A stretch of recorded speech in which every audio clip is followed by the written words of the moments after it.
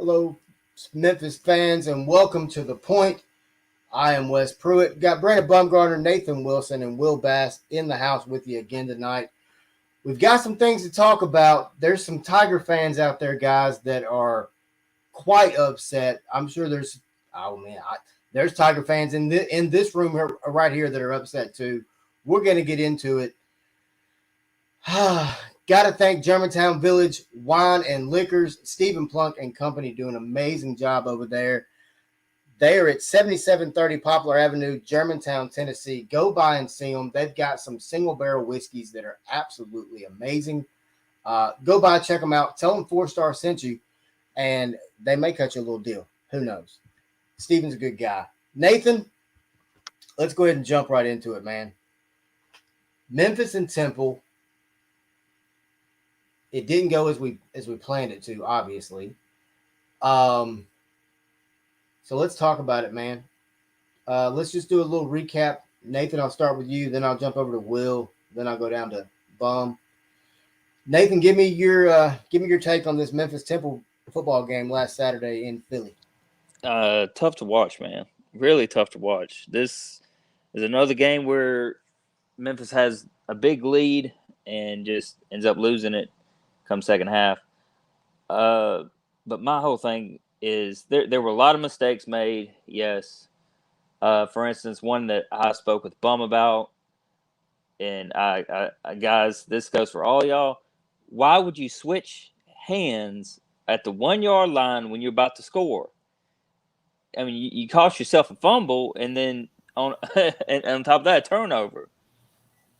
I mean, it was tough to watch, man. I mean, I know this is a young Tiger team this year. They're young, and I know next year will probably be a lot more different, but just that's something that, shouldn't have happened. The fact that, I mean, I can understand if you're like 10 yards out and you switch the ball to a different arm or whatever. I understand that.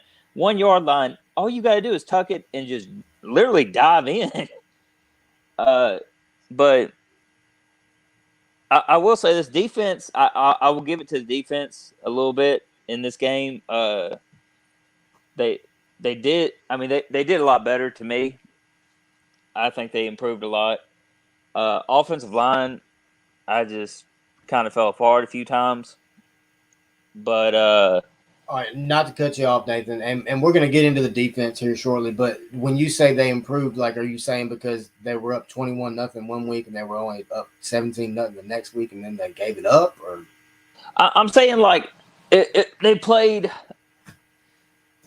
Oh man, I think Nathan's trying to say they played a better game than the score shows. Yeah. Oh, I mean, yeah. I agree with that. They did a lot better than they did against UTSA. Mm-hmm. They played a lot. The defense came out and played. It's just giving up those points. And I get it, Mathis. He's a dual threat quarterback, so you got to work that into that. And that's all college defenses. If you're going up against a dual threat quarterback, it's going to be tough to stop because he can run it, he can throw, you do whatever. But I do think on the offensive side, I think our offensive line needed to do a little bit better on blocking.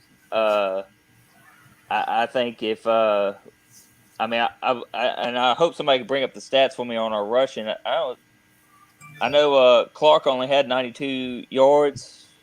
Yeah, you got 157 total yards, 38 attempts, averaging 4.1 yards per carry. Right. I mean, so I think what Memphis got to do coming in is just work on the offensive line, work on running the ball a little bit better.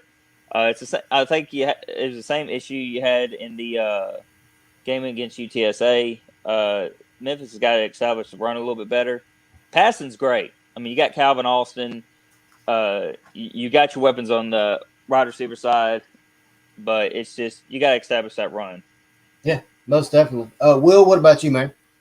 Yeah, I'm right there with Nate just to kind of finish off on what he was wrapping up with. I don't know why I know Silverfield talks about being a run-first offense, but I don't really see the need for it when I mean, I understand you have to have the run to set up other things on your offense, but at the same time, so many of these other teams we're playing are just going to boat race you anyways. And it's not like they're really able to stop the pass, especially when you got Sean Dykes and Calvin Austin out there putting up ridiculous numbers. And I had it written down here just a second ago. So Hennigan for the game went 24 of 40 and threw for 305 and 3 TDs. So just go out there, put up 60 points every game, I mean, and just let people beat you. I mean, that's what it basically is going to come down to if they can't seem to stop teams in the second half. They went in the second and fourth quarters, they were outscored both quarters, and 3 of those points, I think, of the 5 were the difference maker, Yeah. So when you go out there, you put up points early, but you can't finish a game. I think that does play into the whole youth aspect of it. They are a really young team, and maybe that has a lot to do with it. And I know, we mentioned we're probably going to get into it a little bit later as far as the defense and also to some of the fumbling issues. But a lot of that's just discipline, and it's youth, and it's these guys got to figure things out. Switching hands on the goal line was ridiculously stupid. But that's just fundamentals to me. I mean, yeah, I mean, it was a lapse of judgment. You're crossing the line, and for whatever reason, he saw something and felt like he needed to switch hands. And that was the difference in the game. You score that touchdown, it's over. And the game was pretty much over. If they would have put the ball over the end zone right then and there, I think that would have sealed the deal. And we'd be having a different conversation right now. But one way or the other, here's a question that I kind of wanted to ask you guys. Do you think that the Tigers have kind of been disrespected the last couple of weeks as far as playing 2 games out of state? And both times we've been the homecoming opponent. Usually the homecoming opponent is sort of a cupcake game. And here we are, we've gone, we went into Temple. And then, last week we lost as well. So, I mean, it's I don't know. Actually, I say that. We went into Temple. We're about to go into Tulsa again. This is a homecoming game coming up. That's where I was going with that. But, well, you're exactly right. When you look at the traditional homecoming game, it's going to be against somebody you're going to you're going to blow them up so exactly. you can please the fans.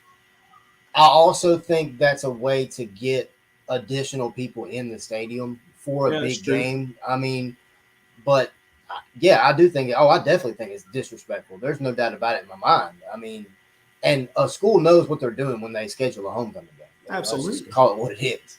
Oh yeah. Brandon, what about you, man? When you look at this Memphis football team, I know you're emotionally invested for sure. Give me your recap of this game, and then we'll jump into our first topic of this Memphis Temple. I mean, there's really only one word to describe it, and it's disappointment. This team, I know they're well coached. I know they have the right guys out there on the field, but they're showing no discipline in what they do on the field. I'm not going to make any excuses for Kylan Watkins, but it was his first game back. And one of his first few carries was on that fumble. There's no excuse for you to change hands, especially when there's absolutely nobody around you and you're about to score a touchdown. You're on the half-yard line. You just put the ball on the ground. That's been the biggest problem, is putting the ball on the ground. And Hennigan's played good. He had a ton of overthrows in that game on Saturday. He showed that he was a freshman. It's just disappointing, man. And I think a lot of Memphis fans, including myself, after we started with 3-0 and we beat Mississippi State, I think we put we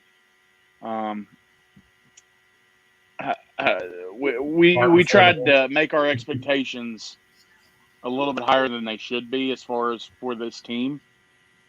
This team, there's a reason Vegas picked this team to win 8 games, and it's because they're capable of winning 8 games. You've already lost 2. I fully expect those not to be your last at this point. But you can make adjustments. You can become a better ball club. You can quit putting the damn ball on the ground, and that'll help turn you into something that you need to be. In Nathan's case, he said this team is young. I absolutely agree with that. I think some of these mistakes were warranted, not all of them. I really think that we should have gone into Temple, no questions asked, and beat them. We also should have beat UTSA, but I'm not going to scroll back to 2 weeks ago. I'm going to push back to last Saturday. Temple is not a better team than Memphis, and somehow, and I think I've said it on the podcast before, we always play up to or down to our competition. That has to we talked stop about right that now. last week. Yeah, you're exactly It right. has We to talked stop. about it last week. It has to stop right now. We always play to our competition. There's no excuses behind it. And look, I know these coaches and these players know they're better than Temple, but to sit here and lose to them for I think it's the third time in a row at Temple. Yep. There's no reason for it to happen. Like I said, I'm just disappointed. Don't think I could do it. Could not be disappointed. And we'll talk more about it here in a few minutes. Yeah, I mean, of course, I know social media is social media. I mean, let's be honest, we all know what it is. But when you look at the fans, a lot of them have knee-jerk reactions. A lot of it might be warranted, or I don't want to say a lot of it. Some of it might be warranted. I feel like a lot of it is not. It's just my personal opinion. But the big topic is, does Mike McIntyre need to be axed? I'll give my opinion last. I really am very intrigued to hear what everyone in the room thinks. And on social media as well, on Facebook and on our 4-Star Sports Media YouTube page. Will, I'll start with you. You've been there live, watched some games in person. I know Brandon has as well. Give me your opinion on this. Does Memphis need a new defensive coordinator? I don't necessarily think they do. I mean, this past weekend wasn't, granted, that's this weekend doesn't help defend the DC by any means. I mean, they only had 3 tackles for a loss, I think, in the entire game, which isn't, that's not anything to write home about. But at the same time, look at how quickly that offense scores. I think that's something to keep in mind when you even look at a game like the Alabama Ole Miss game this past weekend, or even the Arkansas Georgia game this past weekend. A couple of those teams, and I'm not trying to throw any shade on anybody, but it's just, you look at those teams, how quickly they score, and they're putting those defenses right back on the field. So when your defense is out on the field the overwhelming majority of the game, and the other team possesses the ball more than you, it's going to be, it's going to put a little more pressure on your defense to really hold it together. And then it's, you especially start out really quick. The last 2 games, putting points up on the board. I don't know that maybe they're just resting on that a little too much. Whatever the case may be, sorry, my kids are being buttholes. Oh, you're good, man. But yeah, you watch that, you see that happen a couple weeks in a row. It probably does become a little bit concerning, but I think at the same time, you got to look at how quickly this Memphis team scores, and the fact that they're putting the defense right back on the field. These guys are probably a little bit gassed, and maybe that sort of contributes to some of these leads being blown late in the game. But I think it's probably a little bit early to be calling for the head of the DC. Yeah, I mean, Mike McIntyre is a former national coach of the year. I mean, I feel like that's being forgotten. But Nathan, what about you, man? What is your thoughts on this? Well, I mean, look at where he came from before coming to Memphis. He was at Ole Miss coaching over there, and at the time, Ole Miss did have a pretty decent defense under him. But I think Will's right. I think it's a little too early to call for him to be let go. He's still got a good bit of games left to play, so I think by the end of the season, I think is what you gotta get. You gotta give this guy to the end of the season to see if he can improve the defense and make adjustments moving forward. I mean, guys, we look at the schedule. Of course, we got Tulsa's next week, and SMU, Tulane, UCF. List goes on and on. All these teams A lot of them know how to run the ball. I think that I think some adjustments need to be made on the defensive back side, on our defensive backs. But I think Will was right when they do look gassed come second half, and I think that's something that he can work on and adjust. Kind of get fresh players in and out as best as he can.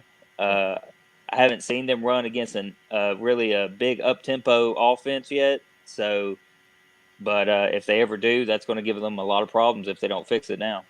Yeah. Well, you got Gus Bus down there in Orlando. Brandon, what about you, man? I'm really itching to know your thoughts on this. I'm not one to say somebody should be fired or not fired. I'm not a Mike McIntyre's boss, nor will I ever be his boss. So that is a Ryan Silverfield decision. But personally, I think it's a bit of an overreaction for people to call for his head. Has the defense been good since he's been here? No. They've shown glimpses that they can be good.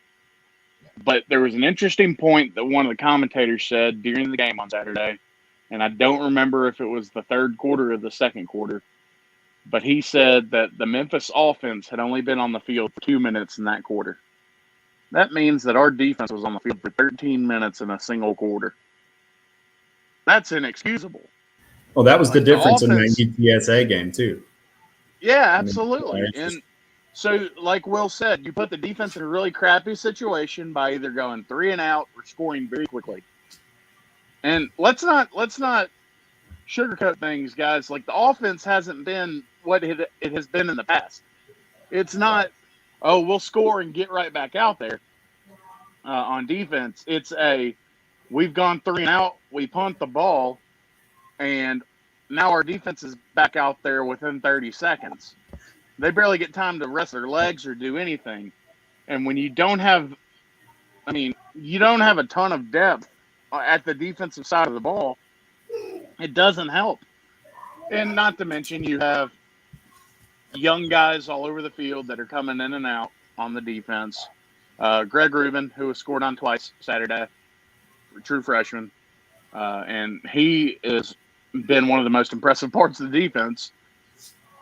I think there needs to be some movement on the defensive side of the ball, not per se firing of coaches.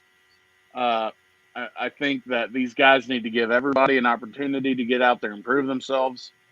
Practice is different than gameplay, and coaches like to see what they see off of practice as far as, oh, is this guy performing in practice and he'll perform in the games?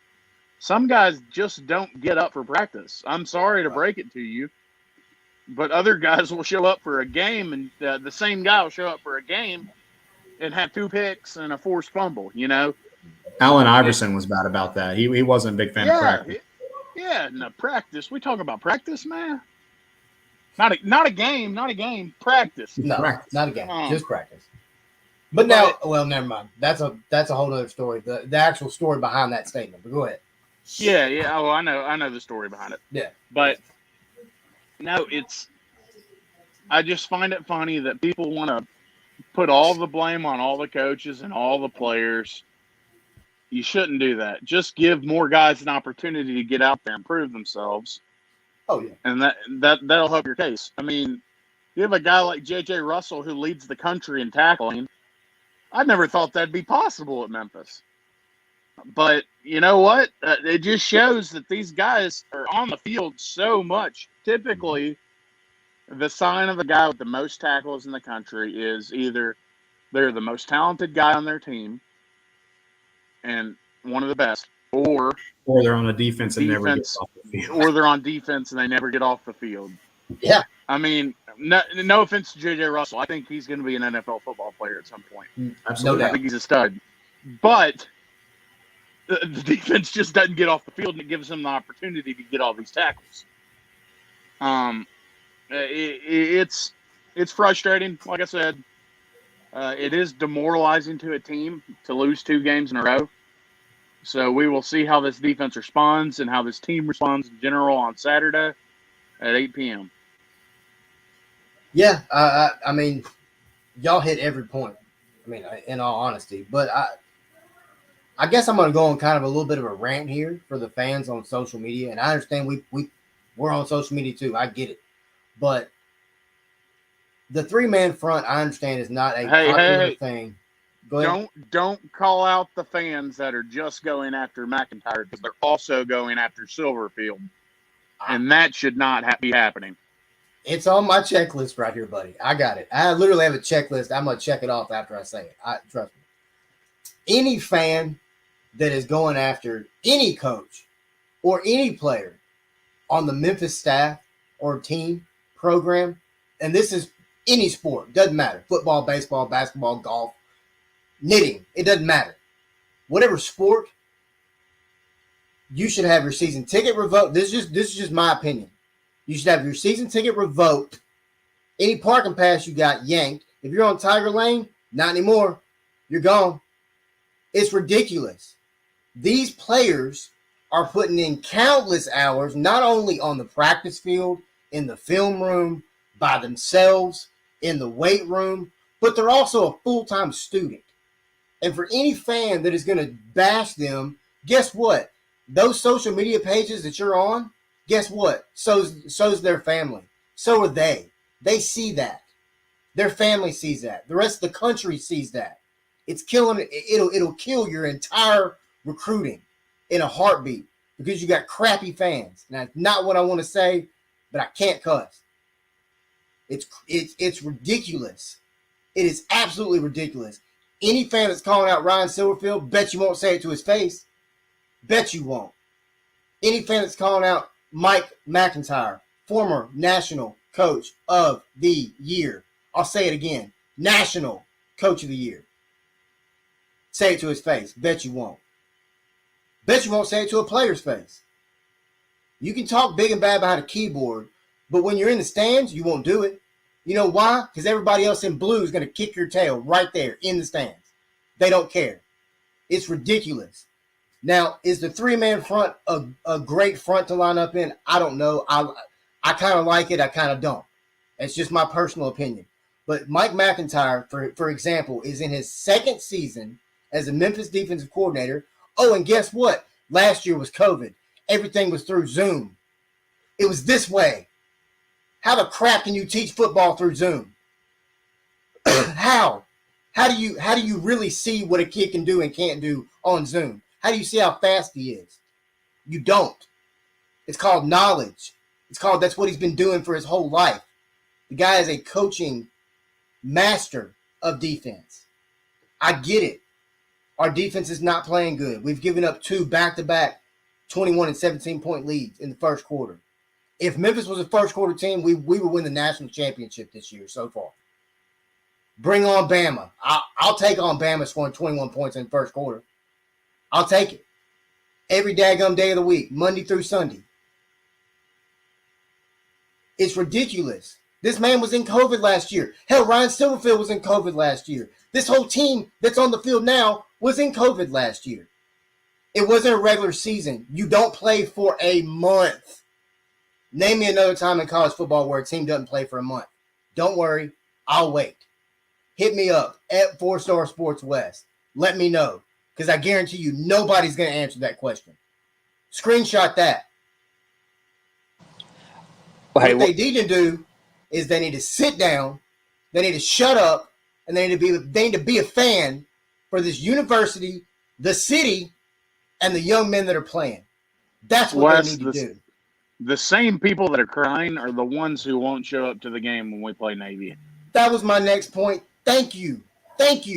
Are the same people that didn't show up to the UTSA game. You know, Thank you. They were there for the Mississippi State game, but they couldn't manage to free up a little time on Saturday afternoon, you know, when it was gorgeous outside. Exactly. Go watch them play UTSA. Beautiful. I mean, it would have been great to have a few extra fans out there. Well, sure. we're also talking about the fans now. Let's go ahead and say it. For a while now, the Tigers have had a winning season. All right, 29-30 at home. You got fans coming in, jumping on the wagon, and then they start losing. And this is the thing about it. And as as y'all know, my house is divided over here. We support two different teams. Me too, buddy. So it's Alabama and it's Memphis. But over here, you start to see the bandwagons that just hopped on that ain't been there through all the losing seasons and all that, and they start complaining. Oh, well, this needs to happen. Oh, they don't need this coach. They need this coach. They need to bench the quarterback. They need to put this guy in. He's better. These are the same fans that they call themselves Memphis fans when really they just hopped on the bandwagon just last year when Memphis was going to the Cotton Bowl. Yep.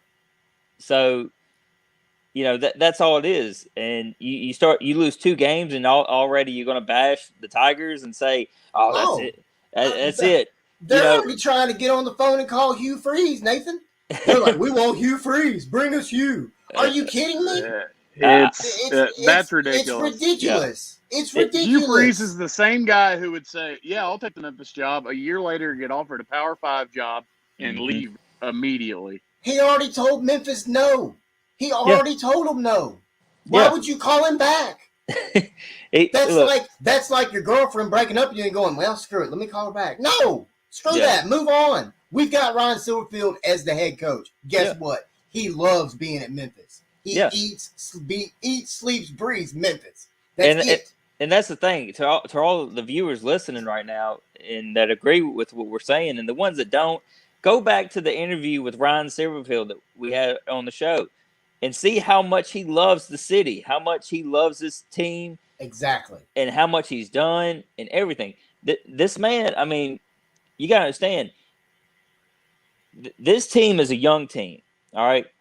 You don't have Brady White no more, and Brady White was a big part of that offense. You got a young freshman, but you can't sit here and bash a freshman the whole time because then what are you doing? You're not showing him that you got faith in him to. You're not being a fan. Lead the team. That's what you're boils not down to. You're not being a fan because you're putting this freshman out there and saying, "Oh no, it's your fault. You're doing this," and then you're putting these coaches out there. I mean, guys, either be a fan or don't be a fan. I've seen these Tiger fans. I've been around them. These diehard fans. I've seen them, and trust me, they're not saying none of this. No, they're just, hey, too bad. Guess what? I was sitting in the stadium when we were 2-10. Yeah, 1-11. Larry Porter. There was some Tommy West nights that there was nobody there. Nobody thinks about that. It's all, and I don't want this to sound the wrong way. I apologize if I ruffle a feather, but it's the young fans. No offense, Brandon. Please, no offense. It's the young fans that just got on when Mike Norvell got here, or at the very end of Justin Fuente. Brandon knows the history of Memphis. His family is a Memphis fan. They're fans. The fans that got on at the tail end of Justin Fuente, guess what? There's been a hell of a great history with University of Memphis / Memphis State football before you knew about them. But quit running your mouth and just be a fan. Or guess what? If you're not happy with it, go down to the University of Memphis and apply for the job. Let me know when you get hired. Hit me up on 4-Star Sports West on that one too. Because guess what? You're not. Yeah. Go ahead, Brandon. I agree with you. A lot of the younger fans are a part of it. Many that I know. I have a lot of friends who have invested like myself that aren't going to. I've made sure to make it known that in my friend group, I'm not going to listen to any bashing on coaches or players. Now, if a player makes a mistake and you're like, dang it, why'd you do that? That's fine. But don't go out here on Twitter or Facebook or Instagram or anything like that, commenting and tagging these kids saying, oh, you're terrible. You're horrible. Yes. Go home, find something else to do. Yep. That's not what these kids are built for. They're student athletes. They have 2 full-time jobs. Number one, being a student. Number two, they see pleasing your ass on the football field. Exactly. They see it every single day. Yes, Will. They see it every single day. And not to kind of push towards football, or not football, but basketball. A guy like Alex Lomax, who is extremely involved on active on social media. He's one who would see it like last year. He went through struggles last year with the basketball team. Mm-hmm. He saw it on social media.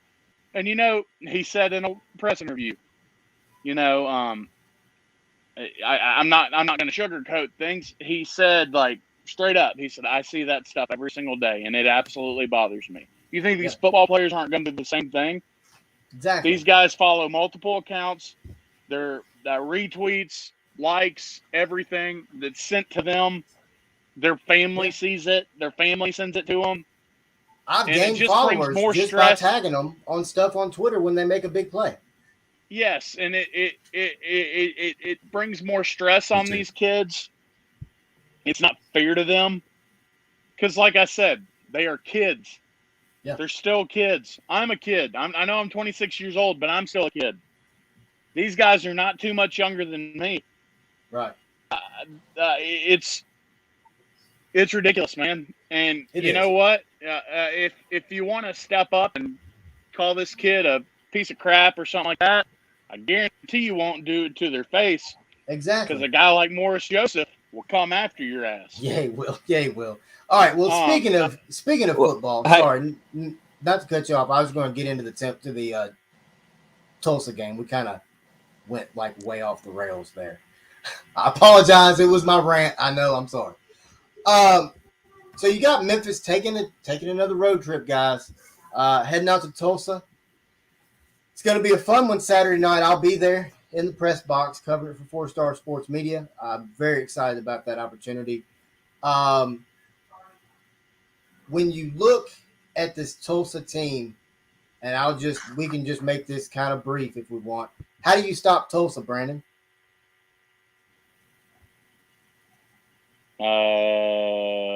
You play defense.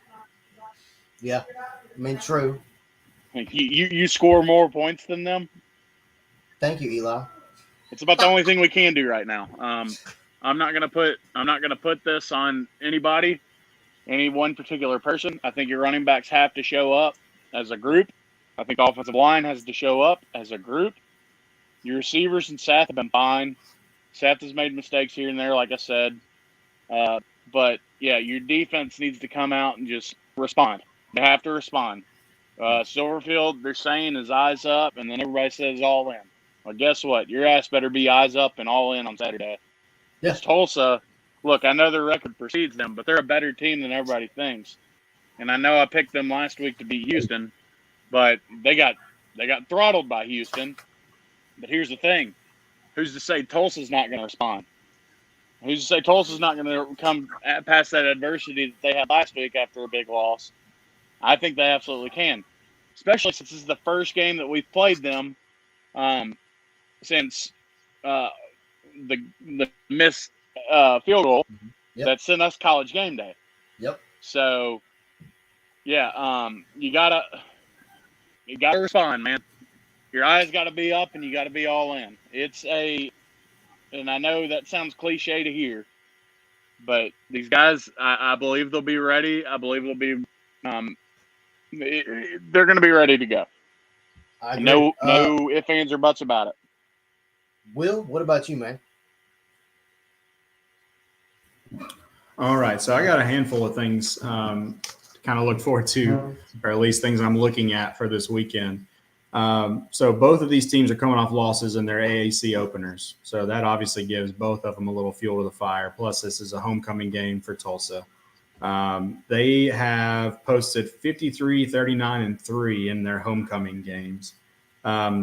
They have had 2 receivers here recently that with back-to-back 100-yard receiving games, and Josh Johnson and Sam Crawford. So that's something to kind of look at there on offense, at least on their offensive side. One thing that they are similar to us in offense, they had 4 scoring drives against Arkansas State that were less than a minute 20. So they're another team that can put up some points, and that's something to kind of keep in mind, maybe look at as well, because this could be one of those I was mentioning earlier, could end up just being a boat race. There's not really going to be a whole lot in the way of defense. They've gone over 500 yards in total offense in 2 of their first 5 games. That was something that stood out to me. Another thing that kind of worries me about this particular team, so under their current coach, Philip Montgomery, they have had 17 games in which they have trailed and come back to win. One of those being, I think, 11 points against SMU, and they came back and won that game. That was back in 2015.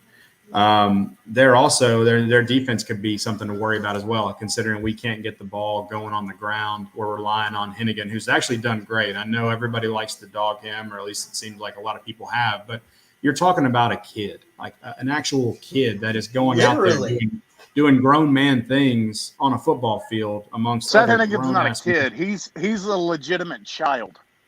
Yeah. Yeah, He's a I mean, you just child. look at the He's picture. barely You look 18. at pictures of this guy. You look at the media, the press conferences after the game. I mean, he's a kid, and he's going out there and he's actually doing damn well, for a Division I football program. So, I mean, I think people could probably stand to step back from that and quit complaining, because the kid's put up some damn good numbers considering, last week he threw for what he did and didn't have a single interception. Aside from putting the ball on the ground, the Memphis offenses look pretty darn good. That's what they need to stick to. Their defense is going to be the only thing they really need to worry about, with this particular offense being the high-powered offense that it seems to be, or at least the one that can score as quickly as it does.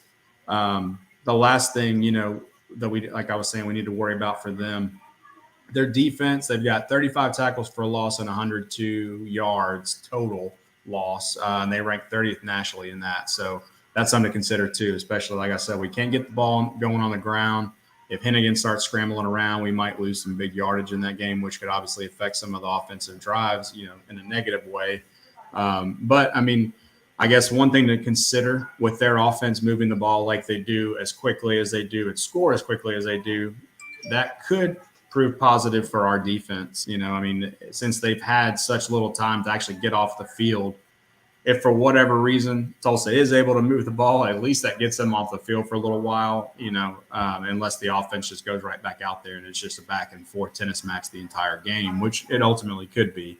But those are just a few of the things that kind of stood out to me, just looking back at some of the notes, over Tulsa's year thus far, and then obviously recapping the last 2 weeks against UTSA and Temple.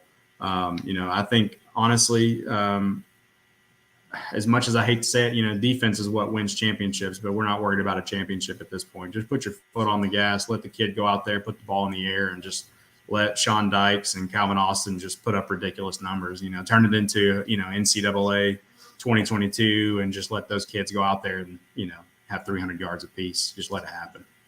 Yeah. Well, Will, I'll argue, Will, championship's not out of reach. You can still win your conference. If you win out, yes. you can win your conference. I mean, are you going to beat Cincinnati?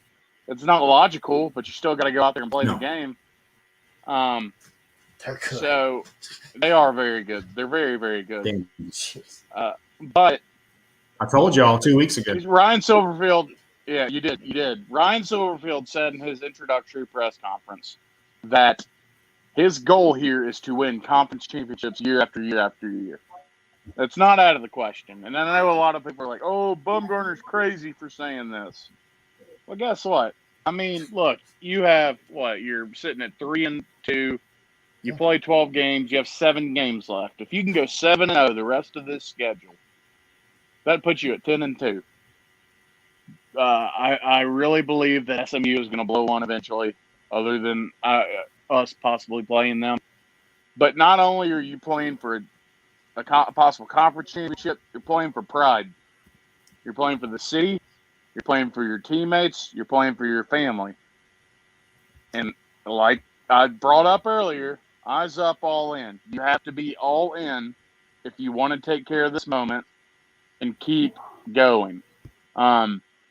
We have a very nice streak of bowl games that I like to kind of throw out there every once in a while. There's only been, I believe it's 6 teams to make a bowl game since 2014. every single year. Memphis is one of them. I'd like to continue that streak. You need 3 more wins for that streak to continue, and you can be bowl champions. I mean, Will, I didn't like that you said championships out of the question. That's all I had to say. I can appreciate that. Sorry, having my mic off. I mean, Nathan, we'll get to you here in just 1 second. Let me say this real quick. When you look at this Memphis team, and I'll go back. I'm not going to get as heated as I was a second ago, but I'll go back to the fans. I remember a time, like Will said, Rip Shear. I remember a time when Memphis we couldn't even say the bowl word. It'd just be like, "Boo." It wouldn't even come out. I mean, I can remember a time where like a bowl game. Are you crazy? I had more fun getting on NCAA football and just playing all the bowl games, on the game. Because Memphis wasn't in a bowl. We didn't go The to a only bowl. letter that was coming out of bowl towards Memphis was the L. Exactly. And now you're looking at a team that has now made, 7 consecutive bowl games? I mean, that is a dramatic turnaround. That is a incredible turnaround. And for the fans that are just, like I said earlier, for the fans that are just that just got on the bus at Justin Fuente, and that bus is long, and you really need to go back and check the history before you start blasting players, coaches, families, everything else. Nathan, go ahead, man. Yeah, so a few of my things. Ball possession is one of them. Give your defense some time to rest on that sideline. I mean, I know Memphis, they score quick. And I think that'll help out that defense a little bit, just get a little bit of a breather in. But you also got to the turnovers. Costly turnovers, work on those. Like the fumble at the 1 yard line. I mean, that was a big mistake, and I'm sure it's not going to happen. It was huge, but I'm sure it won't happen in this game coming up. But I will say this, in this game coming up with Tulsa, I believe the thing about it is this, all right, is what Will said, Tulsa's got 2 wide receivers and that are really good, and plus their quarterback. But the thing about it is what they're looking at is Memphis passing yards allowed. If anybody wants to take a guess on how many passing yards were allowed, It's a lot. 343. Yeah. All right. So, that's why I go back to about the defensive backs and everything. I mean, now there ain't no telling how McIntyre's going to play them. If he might play more zone, he might play man up. We don't know. But coming into this game, Tulsa's going to throw. They're going to establish a run maybe early, but they're going to throw the whole game. They're going to test every defensive back. They're going to test that defense, and they're going to put the ball in there, and they're going to see if Memphis can stop the passing or not. Yeah. But the thing about Memphis coming to this game is they've got to establish that run. If they can get the running game going, then the passing game is going to be open no matter what for Calvin Alston and for all of them. But if I was just guessing at this, I'm pretty sure they're going to double up on Calvin Alston. Oh, I would assume they're going to do some type of. Speaking of Rip Shear, Will, some type of bracket defense on him where it's a man, but it's also you've got another man that's he's basically just going to shadow. But also, I think it'd be kind of dumb to double Calvin because then that frees up Sean Dykes or Javon Ivory. Well, that's what I'm saying. But you've got to do something to try to slow him down. I honestly, I don't think it's possible. I don't. No.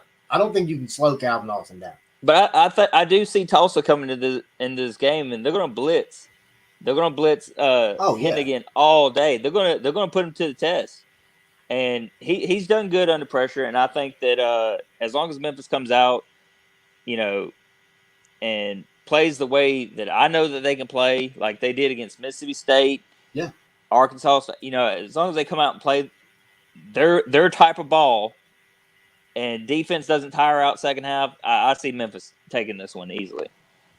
Yeah, I mean, and we're going to get to our predictions here in just a minute. But, I mean, here's the thing. How do you beat Tulsa? You hold on to the ball. How do you beat UTSA? You hold on to the ball. How do you beat Temple? You hold on to the ball. Memphis has lost 8 out of 9 fumbles this season. That's an issue. Like, that's a big issue. That's something that's got to get fixed, and it's got to get fixed now. And obviously, if I know that, then I know the daggum coaches know that. They get paid to know that. So, but here's the thing. Like I said, you hold on to the ball, you beat Tulsa. Period. I think you hold on to the ball, you're undefeated going into this game. I mean, would everybody in this room agree with me? I mean, it's you know, here's the thing. When you look at Tulsa, Tigers going to get the win. I really honestly believe that they will. Welcome back, Will. Sorry.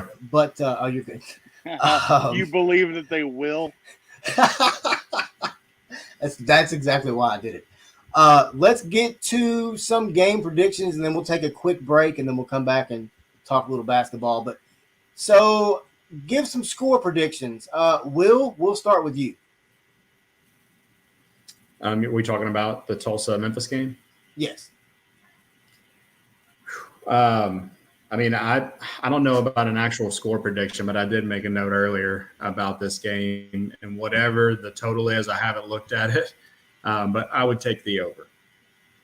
Yeah, definitely. That'll be my prediction in this game. That's a good prediction. I'll give mine. I think Memphis gets the win. I hope we get this thing figured out and get it back on track pretty quickly. Just for a lot of people's sake. I mean, I really hope we do. I mean, but also more so for anything else, for the players. I want these guys to have their chins up. We're proud of them, win or lose, to be honest with you, because they're out there doing something that they love and they're putting on for their city. Just to kind of quote Young Jeezy there. Nathan, what about you, man? I think the Tigers are going to get the win. I'll give it 48-42. Yeah, me too. I think the Tigers are going to come out. Back-to-back losses, it can affect the team, but at the same time, you learn from every mistake you made in each loss. So I think Ryan Silverfield fixes everything that he needs to fix.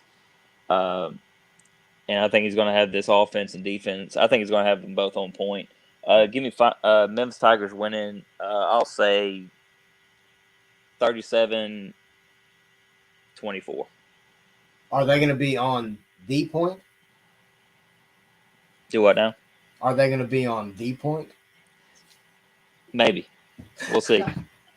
Bum, what about you, man? I think the Tigers will their way to a victory. And I think it could get nasty this weekend, fellas. I give some outlandish scores, and this week's going to be one of them. Give me the Tigers 55-14. Oh, okay. I think the offense comes out. I think they play well. I think the defense responds. I think Silverfield's going to get these cats bought back in. And you're not going to see any turnovers this week. I agree, man. I completely agree. I honestly think we're going to see and I mean, to Will's point, Seth Hennigan has had a great season. And let's not forget, he wasn't supposed to be the starter. We don't think. I mean, that in everybody's mind that I know of anyway, that was Grant Goodell's starting spot. So you're taking a true freshman and going, here you go, kid. Here's the keys to the city. Go have fun. And he was doing it. He's having fun. He's slinging the ball around the yard everywhere. Just like Will said, let him go have fun. Let him go play backyard ball. I mean, Look at what Bo Nix did against LSU playing backyard ball. It's effective. Exactly. It's effective. It can be done. I mean, that was shades of Johnny freaking Manziel out there. Yeah. But we're going to take a quick break. We'll be right back. And when we come back, we're going to be talking a little Memphis basketball, Tigers and Grizzlies.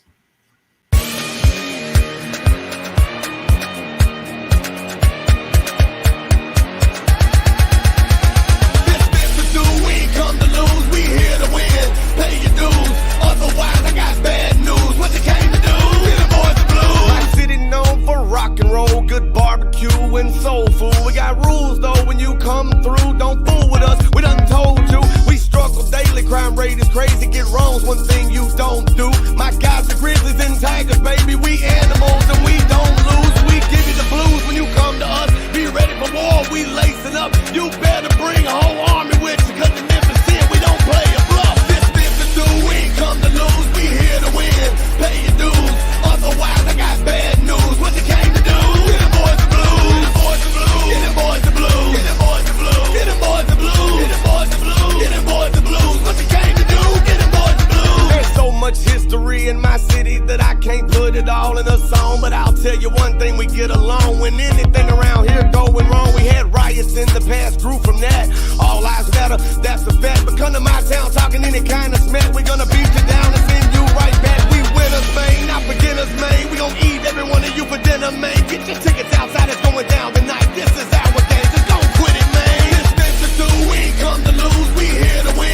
Pay your dues, otherwise I got bad news. What you came to do? Get the boys the blues, get the boys the blues, get the boys the blues, get the boys the blues, get the boys the blues, get the boys the blues, get the boys the blues. What you came to do? Get the boys the blues.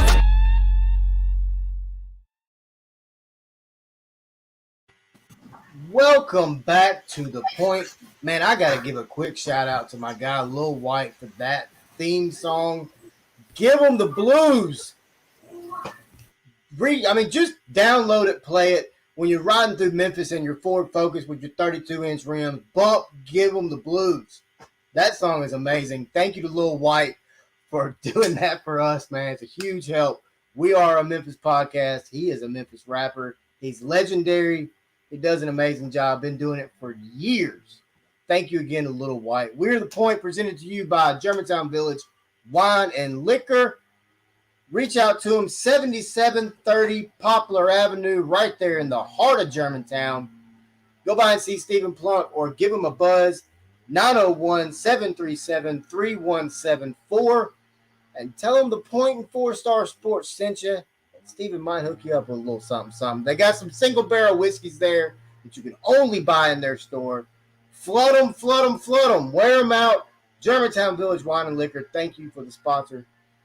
Fellas, we just got through talking football, but it's coming up, baby. Memphis basketball is upon us. I am dancing because I hope we're going to be dancing at the end of the year. Guys, I just got a few questions when it comes to Memphis Tigers. I could talk about this all night, literally, but I won't. First one is on the screen right now. For those of you listening on Spotify, thank you very much. It says, do we have the deepest roster in the country? And I'm going to go to the man who knows Memphis basketball possibly better than anybody I know. Brandon Bumgarner, tell me, do we have the deepest roster in the country? We by far have the deepest roster Memphis basketball has ever had, that's for sure. In the country, right now I'm willing to say yes. You have a very experienced roster mixed with transfers, guys that have been here, and true freshmen, in Monty Bates and Jalen Duran. Those guys are two of the most highly touted players in the country for this season. I really do think we do have the deepest roster in the country.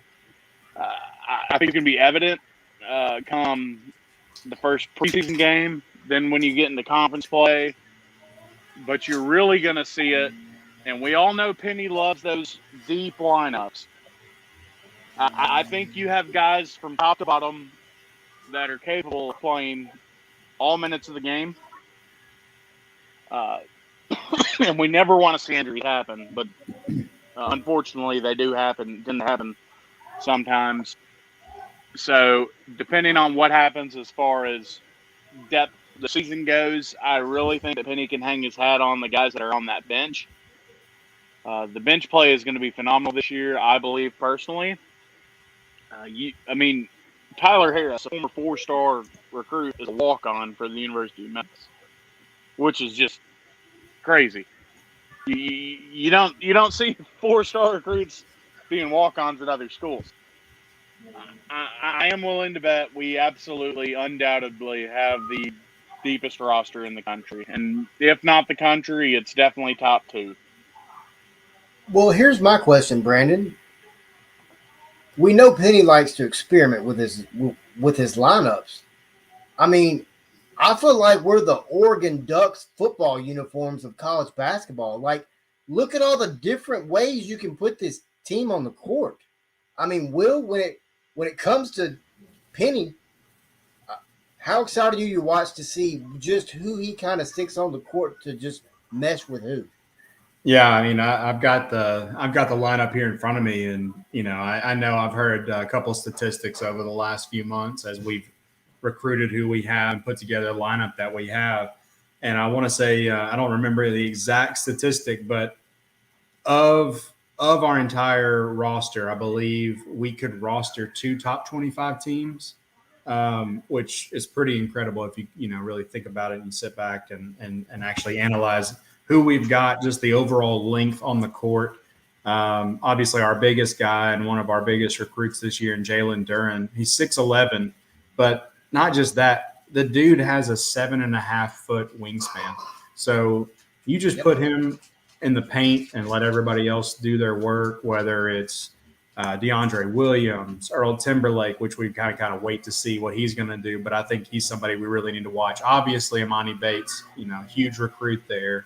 Landers Nolly, who did a lot for us last year. Yeah, I'm anxious to see what the Lawsons will do. I'm glad to see them coming back to Memphis. I think that'll be awesome.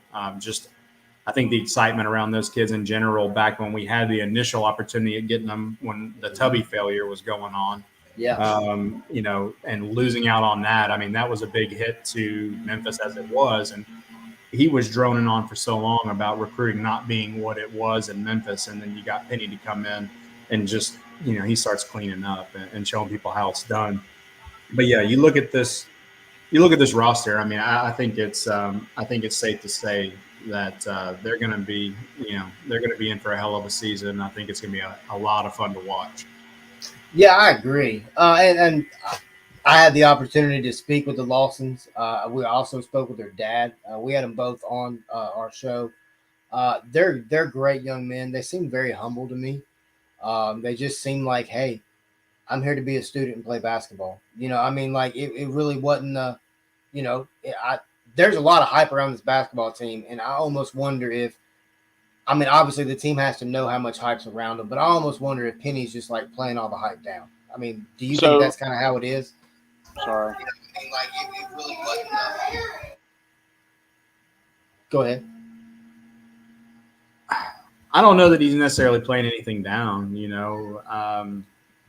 I think he's, he knows he has an ace in the hole. And honestly, just coming into this, I know we were discussing kind of the lineup for tonight's broadcast. And, one thing, I happened to be doing a little bit of research earlier, and I know we're supposed to be getting a little bit of information out of the Independent Rules Committee coming Monday, I believe, on some of us, what's supposed to come down the pipe from the whole James Wiseman debacle.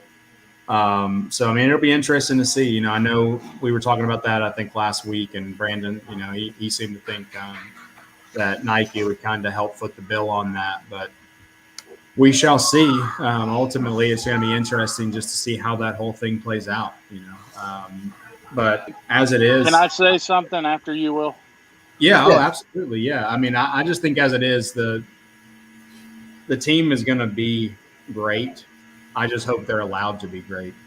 That's my biggest concern at this point, because you just never know with the NCAA and how they do things. And they seem to just target certain people. And I know, coming from, being a Memphis fan my entire life, you always feel like you got a target on your back. But, this is one of those things that's just like, just go ahead. You know what you're going to do. You probably have a pretty darn good idea.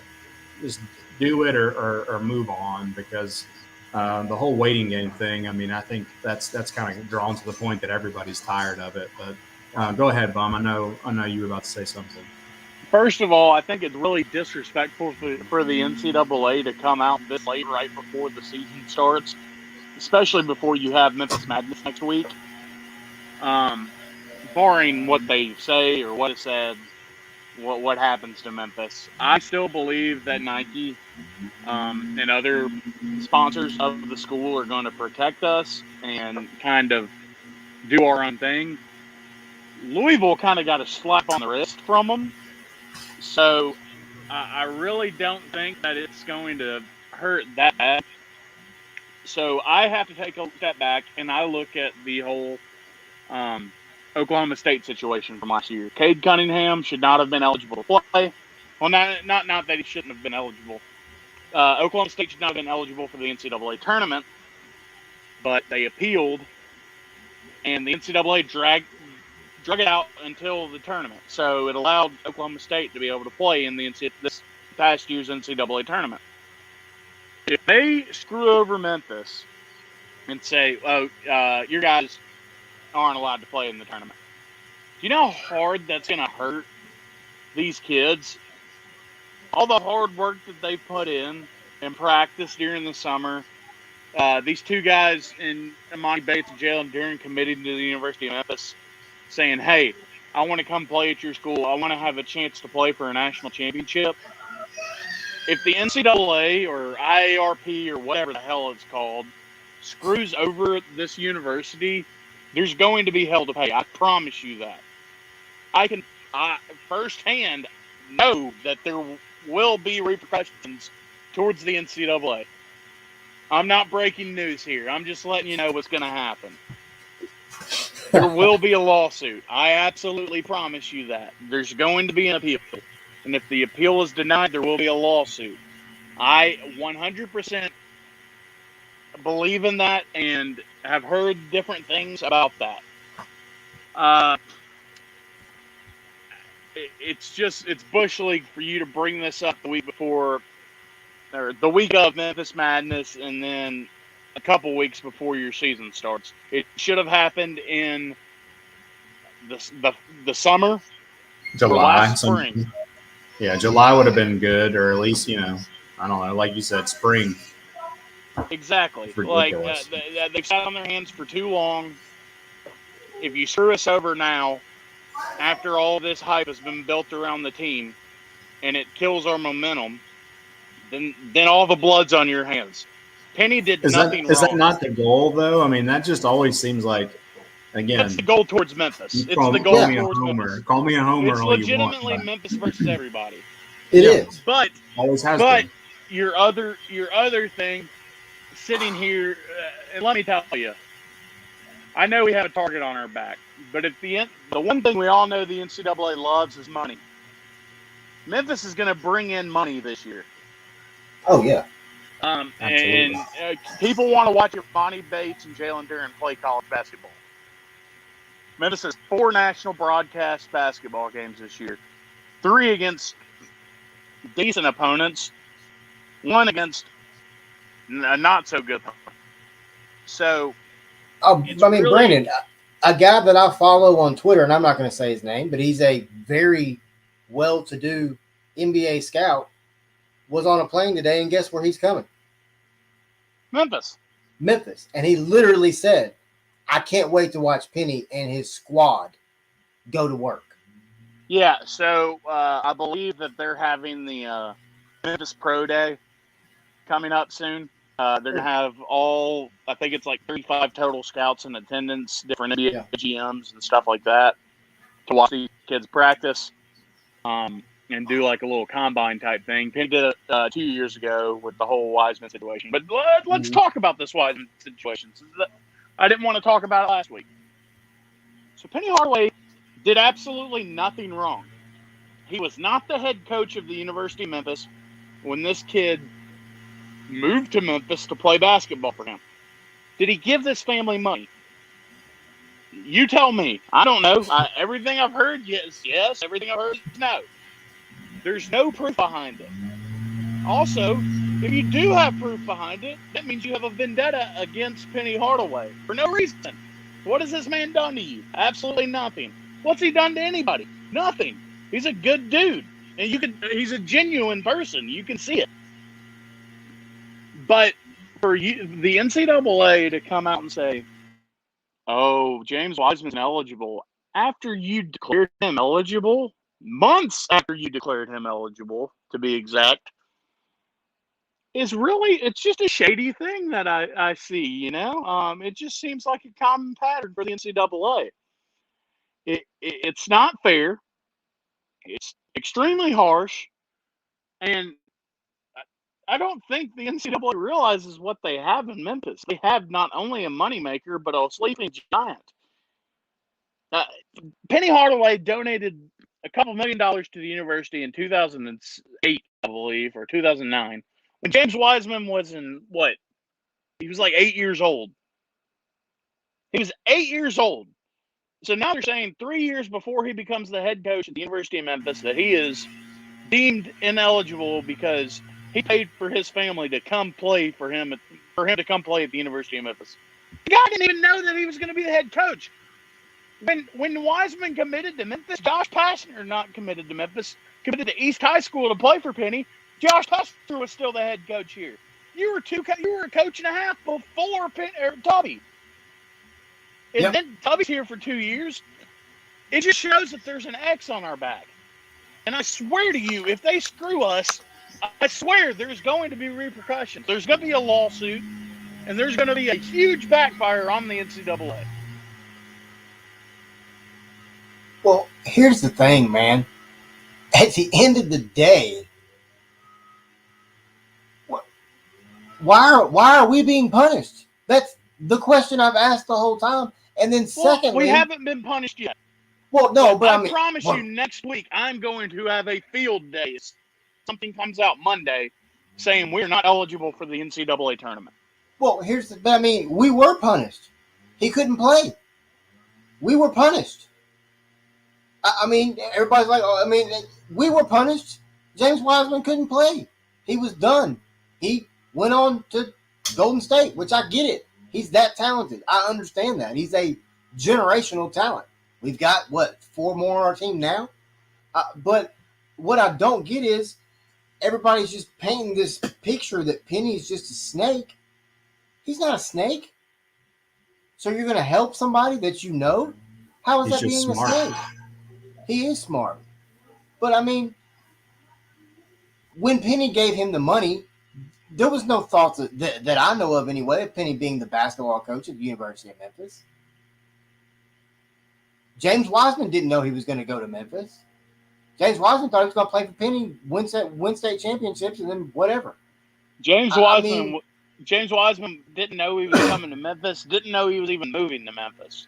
It was between Penny and his mom and James Wiseman's mom. It should have never involved James Wiseman at all. Exactly. And, I mean, here's the thing, man. It's if something happens to Memphis before something happens to LSU, it is a freaking robbery. Will Wade and his snaky little ass was caught on wiretap. Same thing as at Oklahoma State. Same thing at Kansas, by the way. Let's not forget, Bill Self's not out of the deal here at all. Mr. Let me sign a lifetime contract real quick. When you got freaking, Kansas, Arizona, Louisville, Duke. Let's not forget about Duke. Oh, who's retiring? I'm not throwing shade. Just saying. They're all waiting rulings. The blue bloods of college basketball. Blue bloods now. But you're going to come at Memphis because Penny Hardaway helped the kid's family move. It's sickening to the NCAA. It's sickening. And that's why people want to secede from the NCAA. That's why people want to get away from the NCAA. Is because they're a bunch of shrewd, dumbass businessmen trying to run a Collegiate Athletic Association. You know who we need at the helm of the NCAA? Rob Brown said it. Freaking Rick Neuheisel. Go get Rick Neuheisel, a guy who's a lawyer, a guy who knows laws, but a guy who's also been in the trenches and coached college football. He knows what it takes for those young men and women to accomplish their goals on and off the field. Not whatever the crap dude's name is. I can't even think of his name. So, but here's the thing, Brandon, and I'm not trying to go on a rant again on this one. I apologize. But it's ridiculous. NC State, LSU, Kansas, Arizona, Louisville, Duke, North Carolina. No. Memphis. Let's go talk to Memphis. It literally makes me sick to my stomach because we're going to get screwed over again for nothing. None of these kids that are on this roster should be punished. Nobody. Penny shouldn't be punished. His staff, best staff in the country, shouldn't be punished. But we will be. I'm telling you, come Monday, they're going to come out and we're going to get it with no Vaseline again, just like we did with Derrick Rose, who had already been cleared by the NCAA twice. It's ridiculous, man. But when it comes to Tiger basketball, we talked about the roster and the lineups that we think might happen. Will, I'll come to you first, man. Who do you think Penny's going to roll on out there opening night? Man, so I honestly, one guy in particular that I've really been thinking about a lot the last couple of days because I've started seeing articles come out as we've been approaching everything. One guy that I've really liked watching the last few years, he's going to come in, again this year, a little extra veteran leadership. And that's Lester Quinones. I really like him. I like what he brings to the table. He's just kind of one of those glue guys. Yes. I mean, he reminds me a lot of Antonio Anderson in a lot of ways.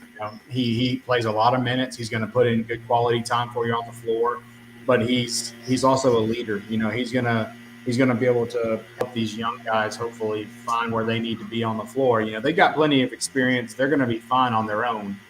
But when they get into the pace of a game, the way Penny likes to run his offense super fast, we're one of the fastest teams in the country up and down the court. I really like watching him. I hope he's starting for us. I like Lester. I think Landers Nolly will be another starter for us, at least opening up the season. I really haven't, had a chance to see much of Earl Timberlake, but he might be one way or the other. We'll see. Obviously, Imani Bates, I know he'll throw him out there. Jalen Duren, I'm sure, just being, the two biggest names.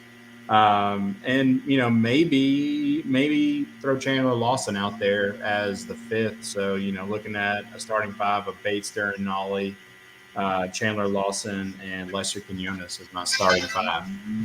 Okay. Yeah, that's a nasty five. That five right there, that's how many diaper dandies are in there. There's a few. Yes. I'm thinking Bates is going to start at the point. Personally, I would put Tyler at the 2. I know that's a huge height difference. I mean, I understand that.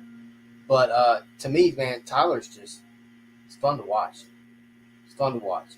Lester at the 3, Nolly at the 4, or you could really flip-flop those guys either way, back and forth, and then Duren at the center for sure. Bum. Go ahead, tell me I'm wrong. Go ahead, Brandon. A little bit of a misunderstanding.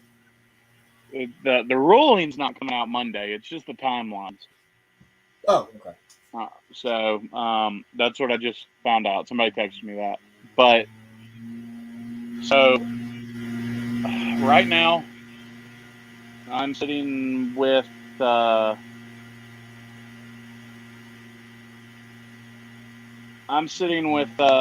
probably Bates, Lester, Landers, DeAndre, and Jalen. That's where I'm sitting at. You got Imani running point. You got Lester running shooting guard. He can also be a off the ball handler if you need to need him to be, even though he wouldn't be off the ball technically. Right. You have you have Landers Nolly, who is just a proven guy. He was one of your guys last year, along with Lester. They know how to play well with each other. Then you have DeAndre, who I believe is the heart and soul, just leader of this team. No doubt. And a Jalen Duran, who I don't know if y'all seen pictures of the guy, but he is a grown-ass man.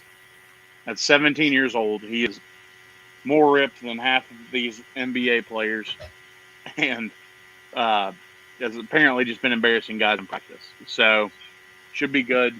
Your sixth man off the bench is going to be Timberlake. And then you're going to get into your Alos, Lawsons, and other guys like that. I honestly don't see a situation where Tyler Harris gets a ton of playing time this year. Just because I think you're going to have guys like Timberlake, Lester, Imani, Alo all in front of him. I think Timberlake's going to get a good bit of minutes this year. He's projected. He's a projected first-round pick, so he should. Right. But yeah, I think that's what you're going to run out there with your starting five, and then your next couple off the bench.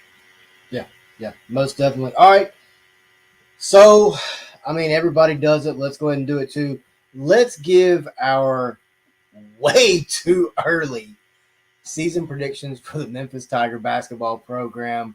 Brandon, I'll start with you. What about you? Want to know every game. You know what? Want to know That's every exactly game. what I was going to say. Just win. I mean, in all honesty, that's exactly what I was going to say. That's really funny. Go ahead. Just win. I mean, it's time for, like Nathan said on the Pick'em show last week, it's time to nut up or shut up, Penny. And I mean that with all due respect. Right. Penny's about to prove people wrong this year. He's going to prove that he's a good coach. Not only is he a good coach, he added one of the best coaches of all time on his bench. He's got a proven NBA star in Rasheed Wallace on his bench.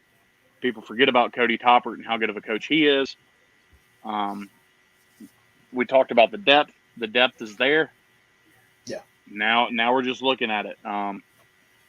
Barring whatever comes out from this IARP situation, I fully expect Memphis to win this American Athletic Conference Championship and make a deep run in the NCAA tournament.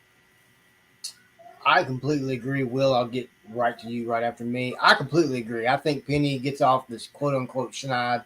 I think he makes the NCAA tournament. I think he makes a lot of noise in the NCAA tournament.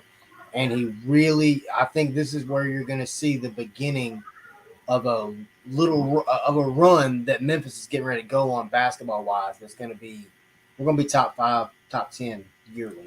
In my opinion, I think Penny really understands what he's got, not only now, but coming in behind it. This team's going to be good for quite some time, Will. Yeah. Oh, yeah. I totally agree. Looking at the schedule, there's no reason this squad couldn't run the table in conference play. I could see there being a few tests early on. St. Louis, I always hate seeing St. Louis on the schedule for Memphis. Don't you? It just makes my skin crawl. Side, man. I mean, they play counterintuitive to everything we do. They slow the ball down. But granted, that's just a few weeks into the schedule, so we'll forget about that. Looks like November 24th, we've got Virginia Tech at the NIT season tip-off. So, I mean, that could be a good game. That'll be an interesting test. And then the follow-up to that would be either Iowa State or Xavier. So, 2 good games there. And then Georgia on December 1st. So, I mean, there's a few good games early on. And then, obviously, you start getting into conference play. So, it'll be interesting to see how that goes moving forward. And like I said, I think, with the squad we have, it could go really well. I don't have a total on the wins. I mean, I could definitely see them making an Elite 8 run, possibly even a Final Four run. I mean, there's no reason to see they couldn't. Obviously with the update that's supposed to come out on Monday, that'll have a lot of, that'll weigh a lot on whatever happens moving forward for the future of their team. But, whatever happens, I mean, if for whatever reason they were to receive some sort of ban, that would be, in my mind, no more reason for that team to go out and just absolutely wipe the floor with everybody. Win every single damn game and give everybody a reason to hate you, or a reason to love you one way or the other. But at this point, man, I mean, I do think with what they're going to be able to put on the court, I don't see there being any reason they can't make a deep run in the NCAA tournament, possibly, as far as a Final Four. But I think an Elite Eight is easily in reach for this team. Yeah, I completely agree. Well, the Tigers play at the FedEx Forum, right, fellas? There's also a basketball team there named the Memphis Grizzlies, and they're getting it all cranked up tonight. So we are the point here. We are a Memphis podcast, so let's talk a little Memphis Grizzlies, fellas. The NBA season is back upon us. Preseason's getting cranked up for the Grizz. I'm excited about this Grizzlies team, man. The fight that they had last year towards the end of the year, Brandon said it last year. They're balling and they don't and they don't know any better. They're just balling. But this team is going to be a lot of fun again this year. They've added some what I think are very interesting pieces. One of which in the draft, I questioned the draft pick when it was first made, but now that I've watched a little bit of videos and things like that from the Grizzlies that they posted, man, I'm really impressed with the rookie that they got. Tonight they got the defending champion Bucks coming to town. Will, let's talk a little Grizzlies, man. Yeah, I'm really looking forward to this season too. Obviously, like you were just mentioning, I don't really think anybody's looked at the Grizzlies as one of those teams they expect to do a whole lot, and that's not to be unexpected because we've kind of been almost rebuilding. They've really been going for pieces, and you've seen a lot of that in the moves that the Grizzlies have made, just even in the last year, and moving guys that I think a lot of people really liked. Like Jonas Valanciunas. People love that guy, and he's one of those guys you kind of fall in love with as a fan. You hate to see him go, but at the same time, you move him. Maybe you pick up a couple other pieces here and there, and it just makes your team better for the future. And it's one of those things that's tough to look past. But one guy I think we gained, and I'm really looking forward to seeing here in a Grizzlies uniform is Steven Adams. I think he's just got a great personality. I think he'll bring a lot of veteran leadership and experience to Jalen.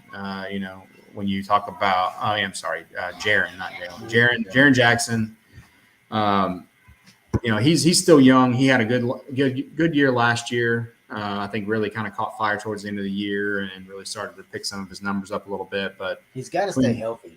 Yeah, man, that's the biggest thing. Keeping everybody healthy. I think that's always a big deal, especially with an extended season and everything.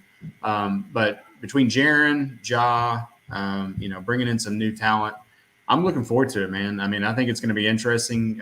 This team always seems to overachieve. You got a lot of guys that play with chips on their shoulder, like Dylan Brooks. I mean, that dude just goes out and he guts it out every single night and does things that you really wouldn't expect him to do, or at least I think a lot of people wouldn't expect him to do. And, they just, even though we may not be the grit and grind Grizzlies of old, they still have this determination and this drive, and they definitely are overachievers. So I'm looking forward to it. I think it's going to be a fun season. Yeah, I do too. Brandon, what about you, man?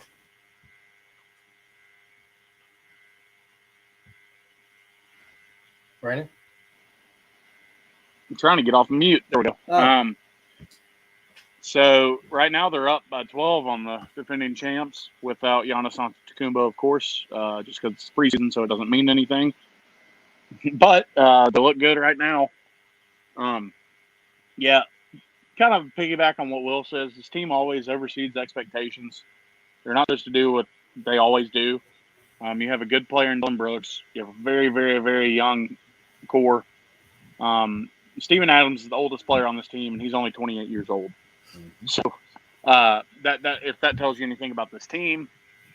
Zaire Williams, I'm excited to see what he can contribute to this team. I think he's going to be a Kyle Anderson type player, except a little bit faster and probably a little bit more skilled offensively, hopefully. But he's 19 years old, so we'll see how he pans out. To piggyback on what you said, Wes, Jaren Jackson Jr. absolutely has to stay healthy this year. This is a contract year for him. He hasn't had a full season where he's been healthy at all. And I'm on the boat of I wanted to trade him last season. I know I'll get some ridicule, backfire from that. But I really think that Jaren's got to prove himself. He's got to prove himself this season. John Morant's proven himself already. Dylan Brooks has proven himself. It's time for Jaren Jackson Jr. to prove himself. And if you can get all three of those guys gelling in the same space, then the NBA is going to be scared of the Memphis Grizzlies. And I'm not just talking about certain teams. I'm talking about the entire league. Mm-hmm. Because if John Morant can do what he did in the playoffs against the Jazz, if Jaren can get his old self, his bubble game going back, he played in the bubble. He played very, very well in the bubble. If you get just a productive Steven Adams every single night, double Steven Adams, and a Dylan Brooks who is just a menace to society on defense, then this team can be extremely dangerous. Do I think there's a setback from last year to this year? It's possible. You have some new pieces. You don't have Jonas. You got to figure out what Steven Adams is for your team. But John Morant's only going to get better. I think this is the year where he solidifies himself as an all-star. I think that he is going to become an NBA all-star for the first time this season. I agree. I think Jaren could possibly put himself, if he performs well enough, put himself in comeback player of the year. Just talk. The depth is what I'm really excited to see. This Grizzlies bench, last year they were very, very good. This year there's some changes. You still have D'Anthony Melton coming back. You have new additions, and I believe his name's Sam Howell, who we traded from the Bucks. We traded Grayson Allen for him. Zach Kleiman knows what he's doing. He knows exactly what he's doing. He's loading up on draft picks while he's got a young team just to build on top of his team as they get older and older and more experienced. So let's just see how it plays out. I'm not going to make any rash assumptions or crazy predictions about this team right now. Yeah. It's the first game of the preseason. Right. So I'm not gonna go out here on a limb and say Grizzlies are going to finish top 4 in the West. Now, what I think the goal should be for the Grizzlies this year is I don't think the Dallas Mavericks are that good. They have one good player in Luka Doncic, who is sick, unbelievable. Man. He's so sick. I love watching him play. The Grizzlies should absolutely contend for the Southwest Division title, which would be the first division title in Grizzlies history. While Will and Wes laugh in this private chat that we have on the screen, I can't look at it because I'm trying to think of what I'm talking about. But yeah, this Grizzlies team should be fun to watch. They're young, and let's keep it going. Hey, I tell you what. Speaking of Will, he's got some fans. Let me bring some comments up on the screen here. Bobby Bass said Will is the bomb. Thanks, Mom. Thanks, Mom. And then Will Bass said, "Oh, that was me, Adams." I was talking about Steven Adams. I think he was told the other day in a press conference that he was the elder statesman of the group, and I think he called somebody out on it. He was like, "You son of a bitch," in the press conference. Told him. I think he made a call. He was like, "Why would you bring that up, you bastard?" Right. He's 28 years old and he's the oldest guy on that team, man. It's insane, but I'm looking forward to watching him play. I think it's going to be fun to watch. I think that's what I'm looking forward to the most is watching all this youth gel together. I really do. I think that's what I'm most excited about. It's just watching how this team can play because from what I saw last year, it's going to be an exciting season. That's for sure. The Grizzlies are exciting to watch. If you're a basketball fan and you want to watch a exciting team, watch any Memphis team. They're going to be exciting. They'll probably give you a heart attack. But I tell you what, we are the point. You are inside Germantown Village Wine and Liquor Studios. I am Wes Pruitt, Brandon Bumgarner, Will Bass. Germantown Village Wine and Liquors. Stephen Plunk is an amazing friend of mine, man. They do a great job over there. Go by and check them out. 7730 Poplar Avenue, right in the heart of Germantown, Tennessee. It's beautiful out there. I hadn't been out in Germantown in a long time. I'm sure it ain't changed much. Give him a call. I'm not sitting in Germantown this week. I might have to go stop by and see him. Go by and check him out. I'll shoot you his number. Will said it's right down the street. 737-3174. Go by and check them out. Tell them the point sent you. Tell them 4-Star sent you. Tell them Wes Pruitt sent you. Just tell them we sent you. Go by and check them out. They got some single barrel whiskeys that you can only get in their store. So wear them out, man. Tell them 4-Star sent you. Guys, it's been a great show. I know we've got a little exit video as well tonight. We're trying to add some things to this, make this thing get a little more production based, especially for our podcast users. We want to make sure that we incorporate our amazing theme song from Lil White, Give Them the Blues, as much as possible in the show. Brandon Bumgarner, once again, brother, you know how I feel about you. Will Bass, you're amazing, man. Thank you to everybody watching on Facebook and YouTube right now. Thank you to everybody listening on Anchor and Spotify.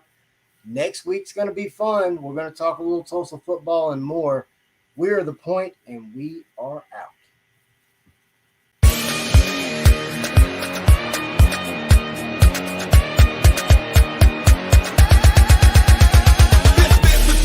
Come to lose, we here to win. Pay your dues, otherwise I got bad news. What you came to do? Get the boys the blues. My city known for rock and roll, good barbecue and soul food. We got rules though. When you come through, don't fool with us. We done told you we struggle daily. Crime rate is crazy. Get wrong's one thing you don't do. My guys are grizzlies and tigers, baby. We animals and we don't lose. We give you the blues when you come to us. Be ready for war. We lacing up. You better bring a whole army with you, 'cause in Memphis we don't play a bluff. This Memphis do, we ain't come to lose. We here to win. Pay your dues, otherwise I got bad news. What you came to do?